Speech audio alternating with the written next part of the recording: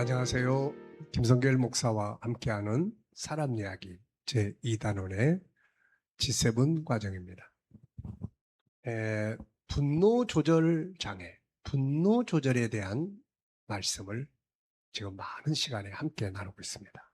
크게 세 덩어리로 하나는 프리액션 5가지, 그 다음에 행동을 할 때 사용해야 될 액션 상황에서 사용하게 될 15가지, 그리고 이제 전 시간부터는 화를 낸 다음에 수습을 위한 10가지의 내용, 이 부분에 대해서 우리가 이제 살펴보고 있습니다. 자, 먼저 그 중에 10개 중에 첫 번째는 올바른 방향 정학입니다. 10가지 내용을 한번 쭉 읽어보면 올바른 방향 잡기, 하나님 앞에 엎드릴 것, 분석할 것, 후회 금지, 분해 폭발시킬 것, 선한 방법으로 승화할 것, 상대방의 화해 액션을 수용할 것, 자기 치료할 것, 손해를 투자로 생각할 것, 프리액션으로 돌아갈 것, 이렇게 10가지. 그 중에 첫 번째는 올바른 방향 정학입니다. 분노가 일어나서 다투고 다시는 안 보겠다, 다시는 안 만나겠다고 다짐을 했어도 사람은 안 만나고 살 수가 없는 거죠. 오직하면 원수는 외나무 다리에서 만난다, 이런 말이 있겠습니까? 하나님이 창조의 질서 속에서 보면 생육 번성, 사회 공동체, 그 속에 살도록 인간은 만들어져 있어요. 그래서 아무리 싸웠어도 또 봐야 되고 또 만나야 되고, 난 다시 안 봐, 그리고서는 그 다음에 이제 했어도 어느 순간에 어느 상황에서 만나게 되는, 네, 저도 그런 경우가 참 많거든요. 네, 어떤 경우에는 뭐 이제 저 사람 나 이제 안 만난다 그랬는데 기도하러 기도원에 갔는데 거기에 와서 딱 있는 경우도 있어. 또 어떤 경우에는 또 외국에 갈 때 공항에서 그 공항 들어가고 나가는 그 자리에서 또 딱 만나는 이런 경우도 있었고, 보면은 사람은 결국은 안 만나고 살 수는 없는 것 같습니다. 자, 그러다 보면은 이제 문제가 생겼을 때 방향을 일단 잘 잡아야 돼요. 내가 이제 2번 다시 보나 봐라. 이젠 다 끝이야. 다 그냥 때려쳐. 그리고서는 그 길로 쭉 가버리는 건 이건 올바른 방향을 잡는 게 아니에요. 왜냐하면 그 다음에 더 큰 실패들이 그것 때문에 다가오고 있기 때문입니다. 그걸 이제 막아야 되는 거예요. 그걸 막아야 돼요. 네. 여러분, 우리가 홍수라든지 이 댐이 무너져가지고 뭐 홍수가 난다, 뚝이 무너져서 뭐 제방이 무너져가지고 동네 그냥 다 물바다가 됐다.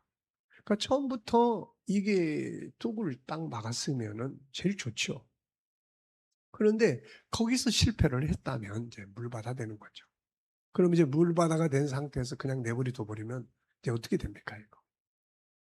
자, 이제 우선 병충해가 끓고, 그 다음에 살림 도구 다 망가지고, 논이나 밭이나 몽땅 다 하나 더 쓸 수가 없고, 그 해뿐만 아니라 그 다음 해도 쓸 수가 없는 상황이 돼버리게 되고, 이렇게 되는 거죠. 그래서 우리가 이제 그런 홍수가 있거나, 뭐, 태풍이 지나가거나 그러면, 그 다음에 다 뭐 합니까? 전부 이제 뭐 군관 민이 다 동원이 돼가지고 그냥 있는 도구들 뭐 포크레인이고 트럭이고 몽땅 다 동원해다가 어떻게 합니까? 이제 다 이제 복구를 하는 거죠. 그리고 또 약을 칩니다. 약을 다 쳐서 병충해를 막고 그런 병을 막게 되고, 이런 것들을 이제 다 빨리빨리 얼마만큼 속도 있게 빨리 하느냐에 따라서 2차 실패를 막을 수 있고 오히려 유익하게 만들어 갈 수가 있게 되는 거죠. 이 분노의 감정도 똑같습니다.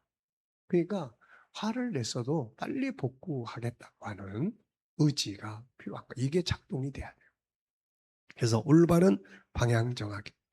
분노가 일어나서 다투고 다시 안 만나겠다고 다짐을 했어도 이것은 올바른 방향을 정해야 합니다.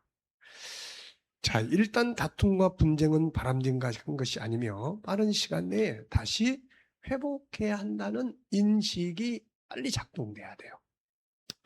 이게 회복하지 않으면 결국 나만 손해본다는 것을 생각하고 회복 쪽으로 방향을 빨리 잡아야 합니다. 네가 이렇게 할 때까지 난 절대로 안 한다. 이런 생각을 가지면 안 돼요. 빨리 회복해야지. 그래, 빨리 복구하자. 내가 좀 더 잘 참았으면 되는데 그걸 못 참아가지고 결국 엎질러 버리고 말았습니다. 그렇다면 이제 이거 빨리 복구하자. 이 의지가 작동돼야 된다는 거죠. 자, 부부관계라면 가정을 이룬 이유는 행복이라는 목표를 빨리 다시 기억해야 하고, 직장이나 이웃 간의 관계에서라도 화평하게 하는 것이 성공의 비결이라는 것을 빨리빨리 기억을 해야 합니다. 흙 속에 덮여있는 가정의 목표는 행복이야. 이 편말을 빨리 다시 복구해서 세워야 되고, 또 직장이나 이웃과의 관계에서도 화평케 하는 게 성공의 비결이야. 이 편말을 빨리 찾아다가 다시 세워야 하는 거죠. 합력하여 선을 만들어 보겠다고 하는 결심을 가져야 합니다. 상대방을 미워하고 더 증오한다면 2차 실패 가능성이 크고 2차 실패는 더 많은 걸 잃어버리게 만들어요. 그러므로 문제가 발생한 뒤에는 회복을 위한 방향으로 방향을 정해야 합니다. 홍수 났는데 다 사람들이 이젠 다 틀렸어. 이젠 다 망했어. 다 때려쳐야 돼. 그만둬. 그런다면은 이거 2차 실패가 다가오는 거잖아요. 인생의 실패. 그런데 대부분의 많은 사람들은 야, 빨리 복구해야 된다 해서 복구비까지 미리미리 책정해 놓고 예산 세워놓고 그러고 살잖아요. 인간관계도 마찬가지입니다. 그래서 빨리 복구해야 한다고 하는 이런 결심을 갖는 게 중요합니다. 그러므로 문제가 발생한 뒤에는 회복을 위한 방향으로 방향을 정해야 되죠. 그리고 엎질러진 물을 다시 담을 수는 없지만 빨리 닦아낼 수는 있습니다. 그리고 다시 물을 길어올 수는 있는 거죠. 사울왕은 방향을 잘못 잡았어요. 다윗과 비교의 사건이 일어난 후에 다윗을 포용하지 못하고 그를 증오하고 죽이는 쪽으로 방향을 잡았고 결국 이것은 그의 인생의 발목을 잡고 만 거죠. 가인 역시 방향을 잘못 잡았습니다. 동생과의 문제가 발생했을 때 그는 동생을 축하하고 자신을 돌아보고 반성하는 쪽으로 갔어야 했는데 동생을 시기하고 증오하는 쪽으로 방향을 잡았고 결국은 그의 인생을 망치고 만 거죠. 그러나 요셉 같은 경우는 방향을 참 잘 잡았습니다. 자기를 노예로 팔아버린 형제들에게 그는 분노하고 증오하는 쪽이 아닌 하나님의 뜻과 선을 행하는 쪽으로 방향을 잡았습니다.